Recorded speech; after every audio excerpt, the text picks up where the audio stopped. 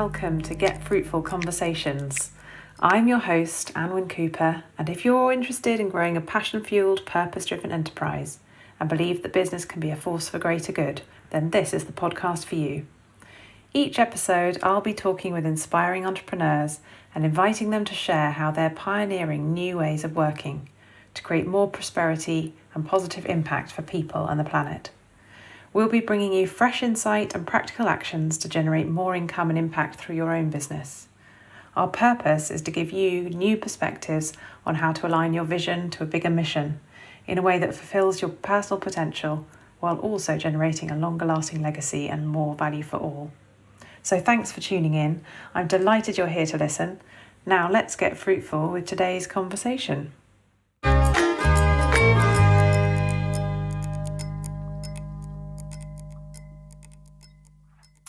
So, hello and welcome to everyone listening today. My guest today is Linda Garcia, founder and director of Aluxi Consulting, and she is a business productivity specialist who brings her global expertise to small and medium-sized businesses.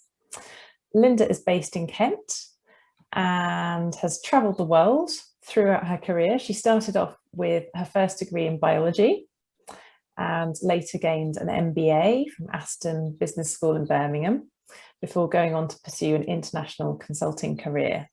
And that has seen her on a very varied set of jobs, ranging from sitting on milk floats at 3 o'clock in the morning, observing the working practices of the milkman, standing alongside lumberjacks in South American pine forests, spending hours on shoe manufacturing lines in Eastern Europe to identify and rectify causes of downtime, and working alongside welding robots in the USA to streamline operator utilization. So she's had a really interesting career, working in lots of different countries, and now based in Kent, working with SMEs. She also does a lot of business for good, which is why I've invited her on today, and has been recognised for her voluntary contribution to charities and schools in Kent through being a runner-up in the contribution to the community category, and also winner of Professional Achievement Award through the Kent Independent Traders.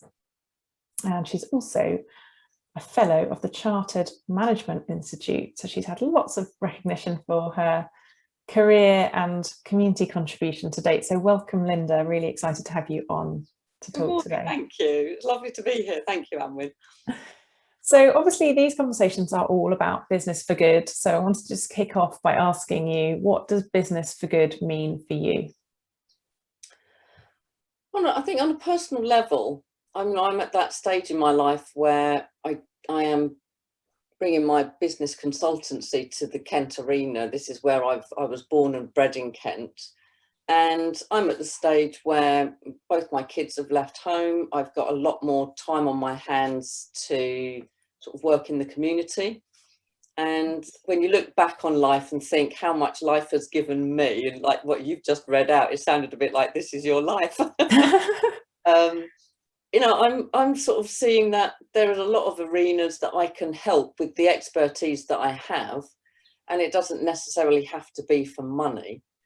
So I've got the opportunity to offer my services to charities, to schools, and I think that's, it's not going to be possible for all business owners at different stages of developing and growing a business. It can be quite stressful, quite hectic. But I've now sort of found that place where I can dedicate 20 or 30% of my time to, probably closer to 20, to other organisations. And I enjoy meeting new people, which hasn't been very fruitful for the last 18 months. It's all been via Facebook and Zoom, video conferencing. But I also think the globally, the human race is becoming a lot more aware of how we're completely running the planet and the people on it into the ground. We've got animal species dying out by the minute.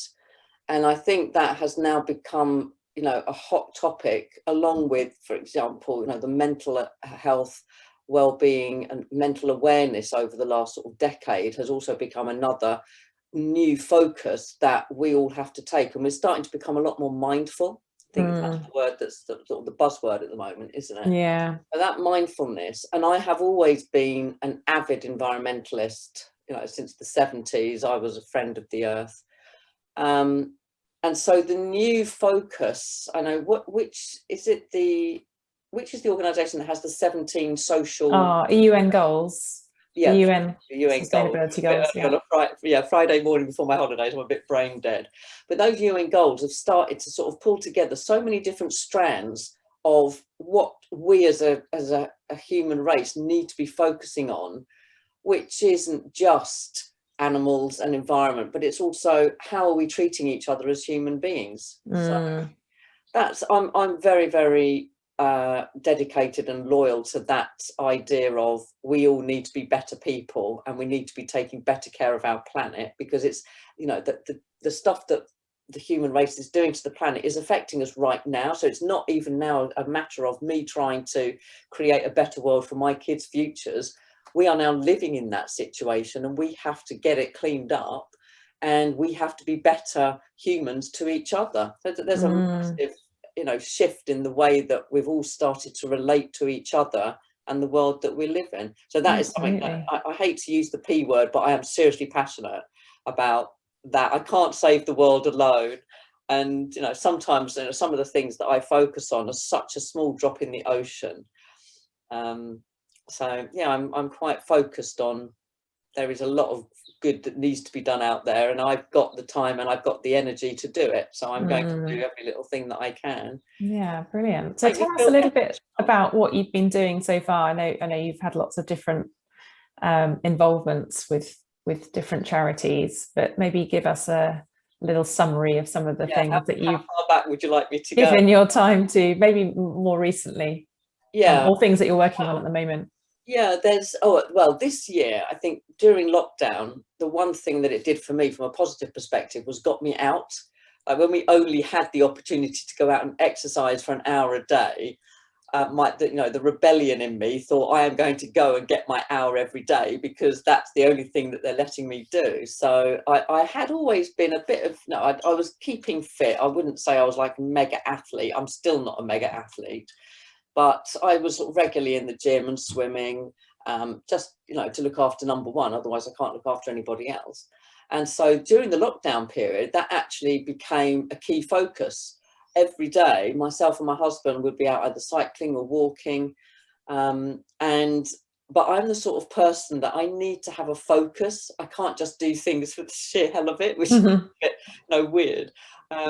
And previously, as a family, we've always done, well, I say the last 10 or 15 years, we have focused on fundraising for charitable causes, breast cancer now, British Heart Foundation, Alzheimer's, Parkinson's, all of those sort of charities that have been diseases that affected us as a family, have been the ones that we want to contribute to. And I think, people are always going to latch onto those that they feel, a heart towards. Or have of course.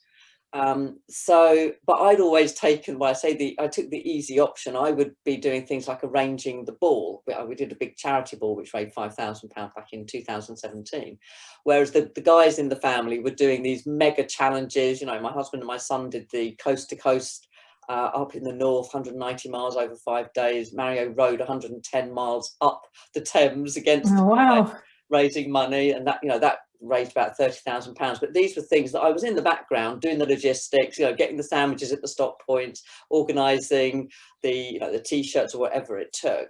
So during lockdown, I was doing all this exercise, and when we went back into lockdown over December, January, February, I decided, right, in 2021, there was a couple of challenges that were coming up, and I thought I'm going to do 3 in 2021, and they became my target for having to stay fit and achieve certain distances. And I thought, right, so we'll do that, and I'll start promoting that for charitable work.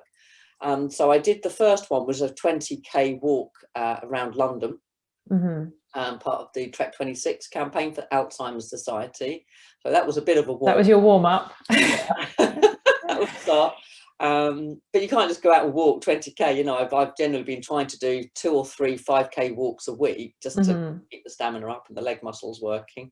And then this weekend, I subscribed to the Tough Runners Kent triathlon, but there are 2 versions of a triathlon. I am on very much the novice or sprint triathlon. I'm not doing the full triathlon. I'm way past that.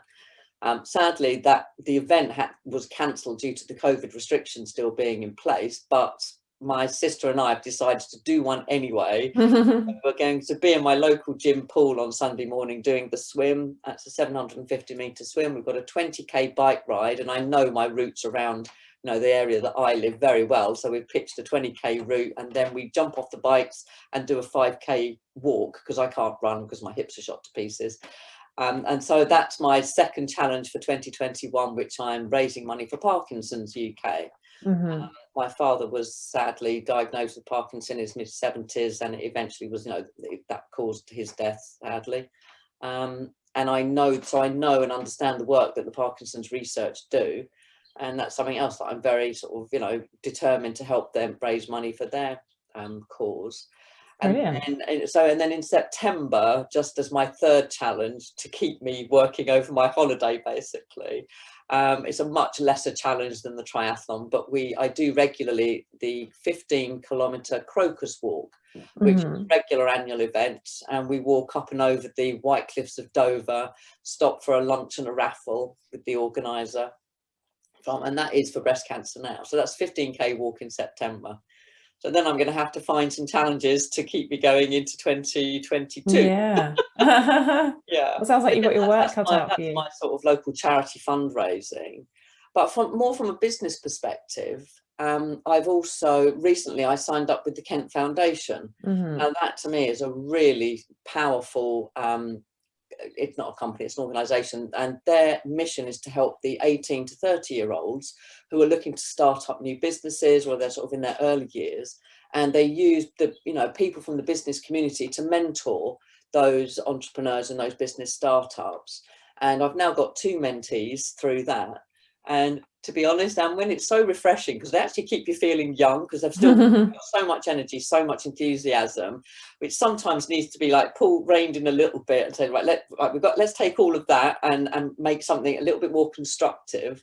And that is really using my skill sets and my core strengths to their full. Yeah. Which I've obviously been a little bit stifled with over the COVID period. I wasn't meeting or doing much work with any of the clients, because they were obviously in various stages of their businesses being put on hold for a while. So that it keeps me stimulated, and it sounds really very rewarding. Yeah, when you see them starting to get some positive results, and actually, you know, there's nothing more rewarding than seeing somebody taking your advice and it works. So the Kent Foundation has become a key focus for me on the mentees. And I've also, obviously, the schools, I'm an enterprise advisor for one of our local academies, but that again has been slightly stifled the last 18 months, because the schools have been in such difficult circumstances that the teaching crew haven't been able to focus on the bigger perspective of careers. But yeah, so the enterprise advisor is another role that I really enjoy doing, because it's trying to get education meeting business, so that the kids and the students can really understand why they're going through this education process and what is waiting for them when they get to age 18 or 21, if they choose to go on to university or whatever, which isn't, you know, it doesn't have to be. It's not, university isn't the be all and end all of education these days. And it's just trying to get a little bit more exposure to the students of what's going on in the outside world through the Education Advisors Programme, and helping them deliver on the government's new Gatsby benchmark, which I won't bore you with this morning. Oh, that sounds interesting. I've not heard of that. Can you give us a quick summary?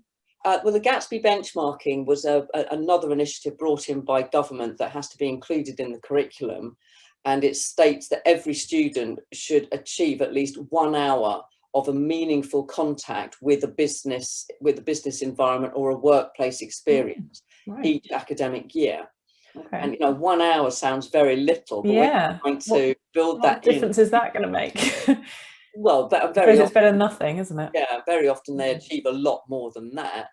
But, you know, in some schools, even just for trying to find 1 hour for, if you've got 1,300 kids and students on their cohort, that's a lot of coordination. Yeah. So it's the amount of time and energy that goes into having to get the connections made, getting, you know, 30 students sat down in front of, which we were trying to do by Zoom, involves a lot of coordination with teachers who are also trying to, you know, deliver the rest of the educational curriculum. So yeah, the benchmark itself is quite achievable, but and there's, you know, it's still very young, very early days. They're still trying to implement the softwares to actually monitor, because, you know, I'm a great believer in, if you can't measure it, you can't manage it. And the schools are having to implement softwares, which means training, getting teachers understanding how to use that, getting the students understanding how to interact with it. So it's that typical slow burn to getting initiatives onboarded. It's a big job. That's essentially what the Gatsby benchmarks are trying to do, is that, you know, government have recognised that building in to the education programmes contacts between students and business is so vital to help them, if nothing else, choose their career path. How often do we hear the kids saying, I don't know what I want to do? Yeah, no, that's great. That there is that commitment there to make that happen. It's trying to give them a bit more exposure to the working environment. Yeah, no, that's really interesting. And thank you for sharing those examples of things that you're involved with that might inspire other people to go off and research ways in which they could contribute to they're always schools. Enterprise advisors, and it isn't that much time, you know, it might be 2-3 hours a month. I think they do suggest that it could be up to 8 hours or 1 day a month, but obviously prevailing conditions have meant I've not spent anywhere near that amount of time. So yeah, fantastic, thank you. So you've talked a little bit about your passion for the environment and inspiring young people and the satisfaction that you get from that work as well, but I'd like to invite you to share a bit more about what inspires you in business. In terms of the force for good? Or just more generally, kind of, why do you do what you do, I suppose? I'm interested to hear kind of what motivates you. What is your bigger purpose in business? My big driver is keeping me sane. For me, my business has now become the stimulus that I need in life. I come from a background where both my parents were in very much a sort of a 9 till 5. Well, it wasn't even 9 till 5. You know, in my father's case, it was 6 in the morning till 6 at night. Very, very hard workers in what we used to call the rat race. And the philosophy in life then was you had to, you lived to work. And I saw, once my parents had retired, they were so exhausted and had become so ill because their entire sort of 40 or 50 years of work had just been a continual hard slog. And well-being, mindfulness didn't exist. It was literally, they'd caught into this trap of, this is what life is all about. We weren't rich, we weren't poor. You know, we did start to get holidays into my teens and have a comfortable life, but that was because they were working like crazy. But I think it's because the most poignant part of their life for me was probably the last 15 or 20 years, when my father's diagnosis made him sort of gradually become less mobile. And so he was left not really having the ability to enjoy life. And that really affected me quite strongly, emotionally, mentally. And obviously from his perspective, he wasn't, he wasn't eating badly. He'd given up smoking in the 70s. He didn't have a bad lifestyle, but he got ill.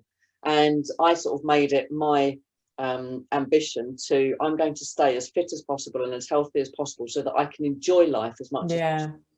And part of that, what I did recognise is that the moment that, for example, that my mum finished working for her retirement, her work and her life had been nothing but going to the office, and she had nothing outside of that. And so I was determined to enjoy my work. And I don't spend 90 hours a week on my business. My business is there because I love getting people to be more organized. I love to create order out of chaos.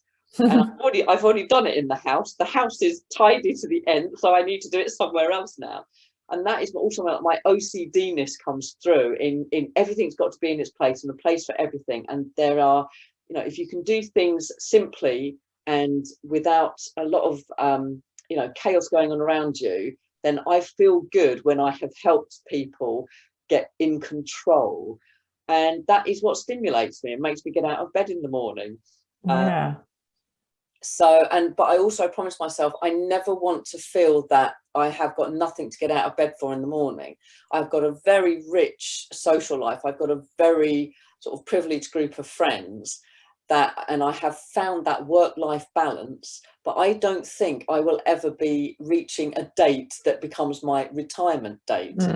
I can take on as much or as little work as I need to, so long as, you know, between myself and my husband, we've got enough to cover our, you know, basic outgoings. I no longer have any desire for material things. You know, I don't have the big car, the big house. We're quite comfortable. So I think as you move into that sort of third age, which sounds ridiculous, I'm in my late 50s, it's not quite third age, you start to get a completely different needs and wants. I think you go through school and everything's about, oh, what am I going to be when I grow up? And then you go through the growing up and the working, thinking, oh, I need as much money as possible. But then once, I think different people have got different thresholds, I've reached a level of comfort that I just don't feel like I need anything else. Yeah. But I do want to have a purpose in life. And so that's why Luxi for me is completely satisfying my OCD-ness to help people get organised and be more profitable. Obviously, they've got to have some sort of return on their investment for getting me to help them. But it is satisfying my need to do something that is what, you know, for me, it's not being a mother to somebody, it's not being a wife to somebody, it's being me doing what I have created and hopefully, you know, being the best at it. That's what drives me. Yeah, brilliant. Thank you. And I'm interested to hear a bit more about your journey. Obviously, I gave an introduction at the beginning about your career path and some of the varied jobs that you've had along the way. But I'm just interested to hear a little bit more about that journey in your own words. What do you think have been the highlights for you from your work so far, and what lessons have you learned along the way? I think the biggest lesson that I've learned, it's not a lesson, it's more of you know, how life works, is you never know what's going to be around the corner. And I mean, I've effectively been through 3 completely separate careers, which, you know, at 18, you never think you're going to end up chopping and changing. And I started to find out actually that I think I've got a biorhythm of about 7 years. Or it's just I get bored after 7 years. Well, that's really interesting. I mean, there is that thing about the 7-year itch, isn't there? Well, exactly. And every 7 years, we're a different person, aren't we? Because all of the cells in our body rejuvenate. That I didn't know, and I should. Yeah, you should know that because you're a biologist. Did I tell you that? No, I'm sure I've read that somewhere. That after 7 years, you're effectively a completely new person because none of the cells from 7 years before are still there. That's interesting. I'll go away and read that. And apparently the average time to move house is every 7 years as well. Oh, well, that wasn't quite in my case. We were moving house practically every 18 months when I was at the peak of sort of, you know, the traveling around with the management consulting. So yeah, I've been through a few more houses than that. But it's interesting because that's from a very scientific perspective, which is like 3/4 of me is more science, but I'm also a great believer in fate, which is not science, it's more psyche. And I've probably over the last 20 years, I've managed to start stopping making rash knee-jerk decisions and just recognize that, no, sometimes it's best just to sit it out for a few days or a few weeks or even a few months. And in my expression is wait for the stars to align. And you see, I physically get this sense of what a very good friend of mine and I call it the discombobulated feeling. No, something it just doesn't sit right with you. You just wait.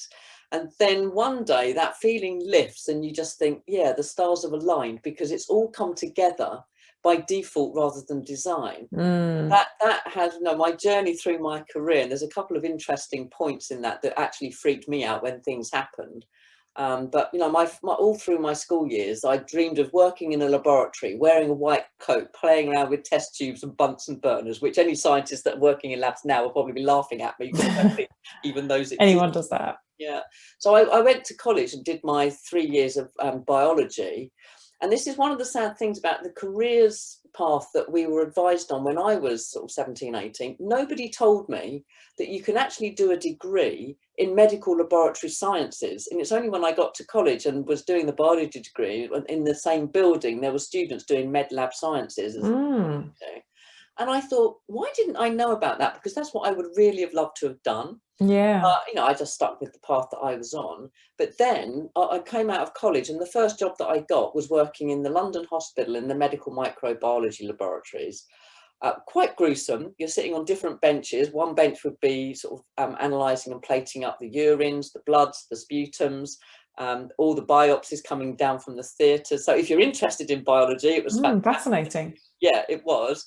It was fascinating for about 2 or 3 hours every morning, when all of the cultures would be coming out from the autoclaves and the, you know, incubators overnight, and you'd be looking at working out what bacteria had grown, or organisms, protozoa, etc., and defining what the antibiotics might be needed, and that would then go on the reports back up to the ward so that the doctors would be prescribing the correct medication.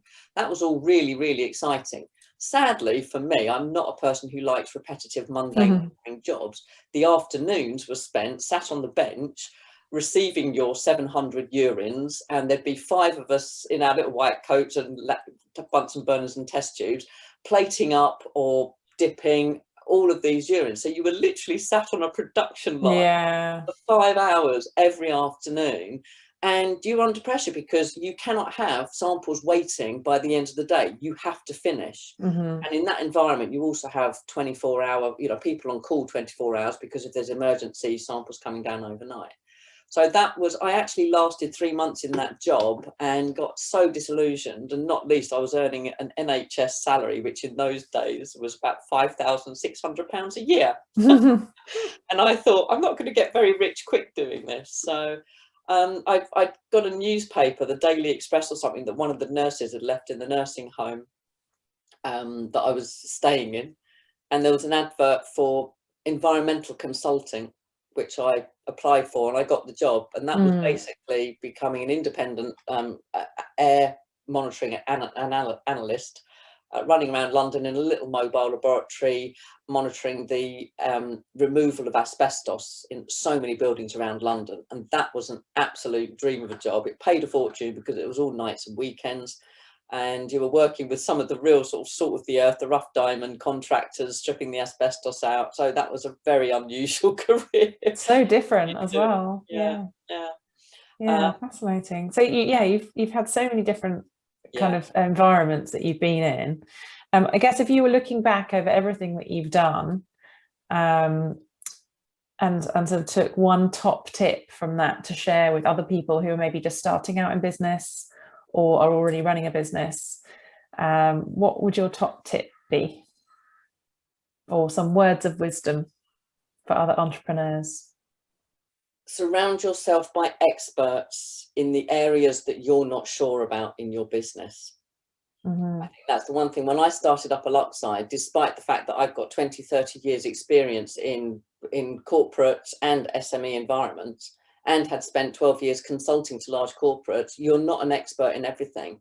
And as you well know, Anwen, my area of weakness is sales and marketing. It's not an area I was ever given any real formation in. I was very operational. And so when I started to set up Aluxide, I was surrounding myself with the likes of yourself as a marketing strategist, branding experts, the graphic designers, to help me build a brand and understand how to get to my marketplace. And without all of that expert advice, I would be nowhere, basically. All of my expertise is only as good as it can be when I actually get in front of people and understand how to actually promote myself as being the expert. And that was the part that I had no idea. And some of the very few business books that I have read, Richard Branson was one of them, and that really came across strongly in his approach. Is, I knew what I wanted to do, but I didn't know how to do it, so I just paid all the experts to, you know, brought in the different professions and people with the knowledge and expertise to help me achieve my goal. So as a business owner, you cannot think that you can be an expert in everything. You've got to be really humble and know where your strengths lie, and then cover your weaknesses by finding good, solid people in those areas to help you. Yeah, brilliant.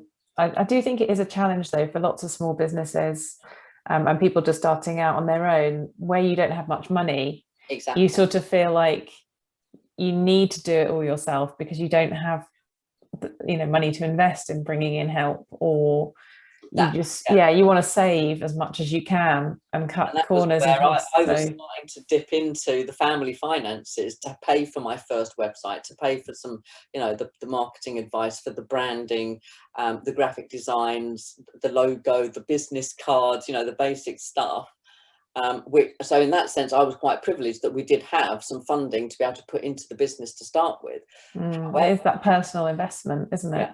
And nowadays, and this is the other, maybe another piece of advice, is check what grants and funds are available, because the government are so wanting to help businesses succeed, because they need to rebuild the jobs, and, you know, we're wanting to now make Britain much more self-sufficient, maybe. And so there is so much opportunity to get your business started through the funding and the grants that are available. And especially, like, for example, the low case, if you're a business that is, and this is where the force for good comes in, who is trying to get something that is, you know, a low carbon business, or anything that is creating jobs in an environmentally friendly, sustainable way, then the government are really wanting to promote that as well. So there is money out there to help you get the right people in. And there's so much free advice as well. Between 18 and 30, you can surround yourself by experts for free at the Kent Foundation, because they're not just mentoring, but if a small business owner or a micro business startup has got a specific issue, we will just draw on the resources of all the volunteers that help with the Kent Foundation, and they will sort of, you know, spend an hour or two with that person, helping them through that particular dilemma. So there's a lot of free resource out there, and that's what we have to really harness to get ththese businesses being successful.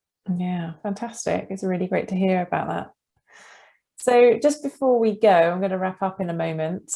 I'm going to invite you to share your contact details if people want to get in touch with you, and any last words that you want to say. Over to you. Get in touch with me. My mobile phone is my only mobile phone, 07717 221 368. You can email me. That's really easy. It's Linda, Linda, at aluxi.co.uk. Linda@aluxi.co.uk. Aluxi is spelled ALLUXI. I'm not sure if there's video on this recording as well. You can find me on LinkedIn, and there's quite a lot of information on my profile. And my website, if you'd like to hear more about the programs that I can deliver, is aluxi.co.uk. And last words, no, I think try and always find different paths away from work. You've got to find a work-life balance. And if you can get your business being successful, then you have the right to choose how much time you want to dedicate into that. I no longer work evenings and weekends, for example. Yeah, I think you have to take care of yourself before you can start taking care of other people. So it's really important to look out for number one first. But that's my advice after 40 years of not looking after myself and getting into major health issues, and recognizing I had to change and turn my whole life around to be a little bit more kinder to me. Yeah, brilliant. Well, thank you so much for sharing all of your experience and top tips and lessons. And yeah, that's been really interesting, and I hope people will take lots of ideas away from what you shared today. So thank you again. Thank you very much. Thanks for listening in to today's Get Fruitful Conversation. If you've enjoyed what you've heard, I invite you to give us a 5-star rating, leave a review, subscribe to the podcast, and tell your friends and colleagues to check it out too. This will help us reach a wider audience and make sure you don't miss out on future episodes. If you'd like to get in touch, connect with other like-minded people in business, and continue conversations about topics discussed here, then I'd love you to come and find our community online. It's free to join us. Just search for the Get Fruitful Business for Good group over on Facebook. Visit my website, getfruitfulmarketing.com, or click the links in the show notes. I'd love to hear what Business for Good means for you. Until next time, goodbye for now.